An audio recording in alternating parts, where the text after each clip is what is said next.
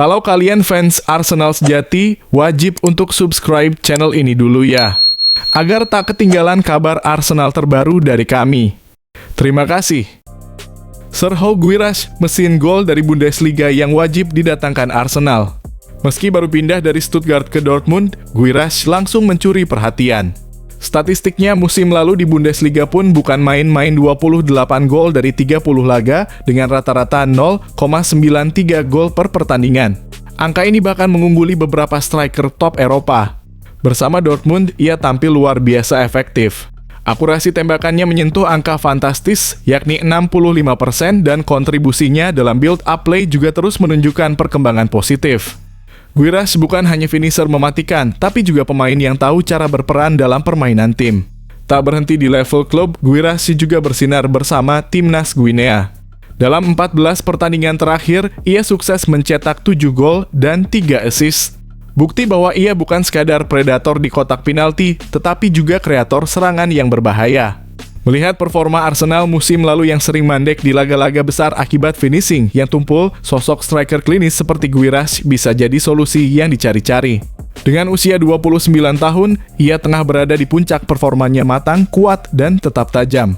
Menggabungkan fisik kokoh, naluri mencetak gol yang luar biasa, serta pengalaman internasional, Serhou Guirassy adalah jawaban dari krisis lini depan Arsenal. Bagaimana menurut kalian, Go Owners? Apakah Guirassy memang pemain yang tepat untuk Arsenal musim depan? Tulis pendapat kalian di kolom komentar ya.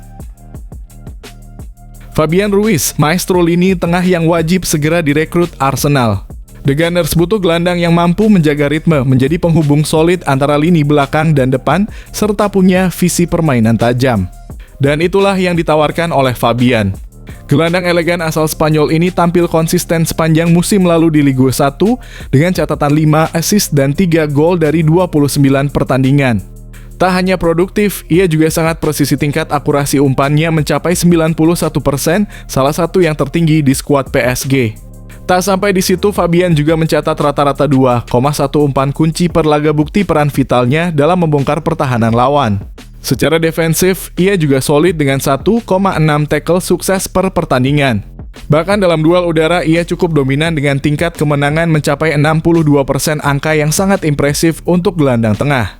Di level internasional, Fabian bersinar bersama Timnas Spanyol.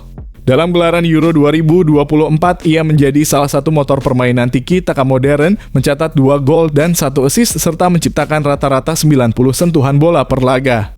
Sebuah angka yang menggambarkan betapa sentral perannya di lapangan. Gimana menurut kalian, fans Arsenal? Apakah Fabian Ruiz layak jadi target utama musim panas ini? Yuk, diskusi bareng di kolom komentar. Joško Gvardiol, tembok Kroasia yang harus segera direkrut Arsenal. Gvardiol bukan hanya sekadar back. Ia adalah pemain serba bisa yang bisa beroperasi sebagai back kiri maupun back tengah, dan musim lalu ia tampil luar biasa. Dalam 28 laga Premier League, ia membukukan 91% akurasi umpan, 2,4 tackle sukses per laga, serta mencetak 4 gol kontribusi ofensif yang sangat jarang ditemukan pada pemain bertahan sekelasnya. Tak berhenti di situ, Gvardiol juga luar biasa dalam hal progresi bola. Rata-rata ia mencatat 6,2 progresif passes dan 4,1 progresi dribble per pertandingan. Kemampuan ini menjadikannya sangat ideal dalam skema Mikel Arteta yang menuntut back multifungsi dan nyaman membawa bola ke depan. Dari sisi pertahanan, Gvardiol juga tidak main-main. Ia mencatat 69% kemenangan duel darat serta 1,9 sapuan per laga, menegaskan kualitasnya sebagai benteng yang sulit ditembus. Di panggung internasional pun, Gvardiol tampil cemerlang. Bersama Timnas Kroasia di Euro 2024, ia menjadi starter tak tergantikan, mencatat 3 clean sheet dari 4 pertandingan dan melakukan 10 intercept penting. Di usia yang masih 22 tahun, ia sudah punya mentalitas kuat dan pengalaman di laga besar kombinasi yang sangat langka. Arsenal butuh pemain seperti Joško Gvardiol, tangguh, modern, dan mampu memberi warna baru di lini belakang. Jika The Gunners benar-benar ingin melangkah lebih jauh, tak ada waktu lebih tepat untuk membawa The Croatian Wall ke Emirates Stadium. Bagaimana menurut kalian, Go Owners? Apakah Joško Gvardiol layak jadi pembelian besar Arsenal musim ini? Yuk, suarakan pendapat kalian di kolom komentar. Nicolo Barella, sang maestro Italia yang harus segera direkrut Arsenal. Musim lalu, Barella menjadi motor utama permainan Nerazzurri. Ia tampil dalam 33 laga Serie A, menyumbang 3 gol dan 6 assist, serta mencatat rata-rata 2,3 umpan kunci per pertandingan. Kontribusinya tak hanya terasa dalam kreativitas, tapi juga dalam ritme permainan tim. Barella bukan cuma piawai menyerang, tapi juga agresif saat bertahan. Ia membukukan 1,9 tackle sukses dan 1,2 intercept per laga, membuktikan bahwa ia adalah gelandang box-to-box sejati. Akurasi umpannya juga sangat solid di angka 88% dengan rata-rata 6,7 progresi bola per pertandingan, menunjukkan betapa vital perannya dalam membangun serangan dari lini tengah. Tak hanya bersinar di klub, Barella juga menjadi tulang punggung timnas Italia di Euro 2024. Ia mencetak 1 gol krusial dan terus menjaga aliran permainan Gli Azzurri dengan rata-rata 84 sentuhan per laga.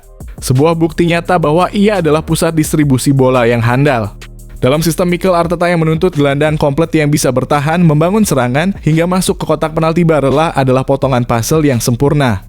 Jika Arsenal ingin benar-benar menantang dominasi Manchester City, inilah saat terbaik untuk membawa sang maestro asal Italia ke Emirates Stadium. Bagaimana menurut kalian, Go Owners? Apakah Barella adalah pemain yang kita butuhkan di lini tengah? Tulis pendapat kalian di kolom komentar dan mari berdiskusi. Dicap problematik, mantan bintang Manchester United bongkar alasan klub ogah rekrut Marcus Rashford. Masa depan Marcus Rashford terus jadi sorotan tajam. Disisihkan dari skuad Manchester United oleh Ruben Amorim pada Desember lalu, Rashford sempat dipinjamkan ke Aston Villa pada bursa transfer Januari. Tapi alih-alih bangkit, performanya malah dinilai mengecewakan dan kini muncul alasan mengejutkan mengapa tak ada klub yang benar-benar serius meminangnya. Adalah Paul Parker, mantan bek Manchester United, yang mengungkap hal ini secara belak-belakan. Dalam wawancara eksklusif dengan GOAL, Parker menilai bahwa justru kepribadian Rashford lah yang menjadi batu sandungan utama. Tim Liga Primer mungkin menginginkan pesepak bolanya, tapi bukan orangnya dan apa yang menyertainya. Dia memiliki pengawal yang lebih banyak daripada kebanyakan petinju, ujar Parker. Menurut Parker, masa pinjaman Rashford di Villa pun tak benar-benar memberi dampak. Ia bahkan menyebut Rashford membuat rekan-rekan setimnya frustrasi. Bagaimana menurut kalian? Apakah Rashford benar-benar jadi masalah atau justru butuh lingkungan yang tepat untuk bangkit? Yuk, tulis pendapat kalian di kolom komentar dan diskusi bareng di sini. Luis Enrique bicara Chelsea setara dengan PSG. Chelsea itu kan juara Conference League, mereka itu tim yang sedang berkembang. Saya menyukai Enzo Maresca sebagai pelatih karena tim mereka selalu menyerang dan menekan dengan sangat baik. Luis Enrique mengatakan Paris Saint-Germain memang sedang bagus-bagusnya. Namun, PSG jelas tidak akan mudah untuk mengalahkan Chelsea. Final Piala Dunia antar klub 2025 antara Chelsea versus PSG akan digelar di Stadion Metlive, East Rutherford pada Senin (14/7) dini hari waktu Indonesia Barat. Laga ini turut menandai pertemuan antara juara Conference League kontra juara Liga Champions. Les Parisiens jelas difavoritkan di atas The Blues. PSG secara keseluruhan tampil impresif di sepanjang musim ini untuk memenangi treble dan mengalahkan tim-tim kuat macam Atletico Madrid, Bayern Munich, dan Real Madrid di turnamen. Meski demikian, pelatih PSG Luis Enrique mewanti-wanti timnya agar terus waspada. Enrique menyebut Chelsea setangguh PSG. Ini adalah pertandingan terakhir musim ini dan selama ini kami merasa sangat baik. Kami telah menjalani sebuah musim yang sangat bagus dan sangat penting untuk menyudahi musim ini dengan cara terbaik, sepakat dengan pernyataan sang pelatih. Apakah Chelsea di bawah Maresca benar-benar akan jadi ancaman serius musim ini? Tulis komentar kalian dan mari diskusi. Maher Carrizo masuk radar Manchester City, akan dipinjamkan ke River Plate. Bursa transfer musim panas ini kembali diramaikan oleh perburuan talenta muda dan Manchester City disebut sedang mengincar nama baru dari Argentina, Maher Carrizo, winger menjanjikan milik Flash Sarsfield. Yang menarik, klub Liga Primer Inggris itu dilaporkan mempertimbangkan strategi jangka panjang, yakni dengan lebih dulu meminjamkan Carrizo ke River Plate untuk jangka waktu cukup lama, sebelum akhirnya membawanya ke Etihad Stadium. Langkah ini menunjukkan pendekatan matang The Citizens dalam mengembangkan pemain muda mereka. Carrizo sendiri masih memiliki kontrak dengan Flash hingga tahun 2026, yang menjadikan musim panas ini sebagai waktu yang ideal untuk melakukan transfer. Menurut laporan tersebut, Manchester City bahkan terbuka untuk meminjamkan Carrizo ke River Plate selama 1,5 musim. Langkah ini bukan tanpa alasan. City kemungkinan mempertimbangkan keterbatasan slot pemain asing atau non-Uni Eropa di dalam skuad mereka saat ini. Selain itu, hubungan baik antara Manchester City dan River Plate juga jadi faktor pendukung terlihat dari suksesnya perekrutan Julian Alvarez dan Claudio Echeverri sebelumnya. Dan mampukah Maher Carrizo jadi bintang masa depan Manchester City? Tulis pendapatmu di kolom komentar. Transfer Liverpool lanjut, Rodrigo jadi target, Luis Diaz bertahan, bek incaran habis kontrak. Saga transfer Liverpool terus bergulir menarik perhatian. Kali ini fokus tertuju pada bintang Real Madrid, Rodrigo Goes, yang nasibnya dikabarkan akan ditentukan dalam waktu dekat. Menurut laporan, pihak Real Madrid akan menggelar pertemuan penting dengan sang pemain minggu depan dan keputusan akhir dilepas pada Rodrigo sendiri. Nama Rodrigo sendiri bukan asing di radar transfer Liverpool. The Reds sempat tertarik pada sang pemain dan kabarnya Arsenal juga ikut memantau situasi ini dengan seksama. Peluang Liverpool untuk memboyong Rodrigo bisa terbuka kembali jika Luis Diaz akhirnya memilih hengkang, meski untuk saat ini Diaz dikabarkan akan bertahan di Anfield. Dalam wawancara dengan media, legenda Liverpool dan Real Madrid, Fernando Morientes, ikut angkat suara soal masa depan Rodrigo.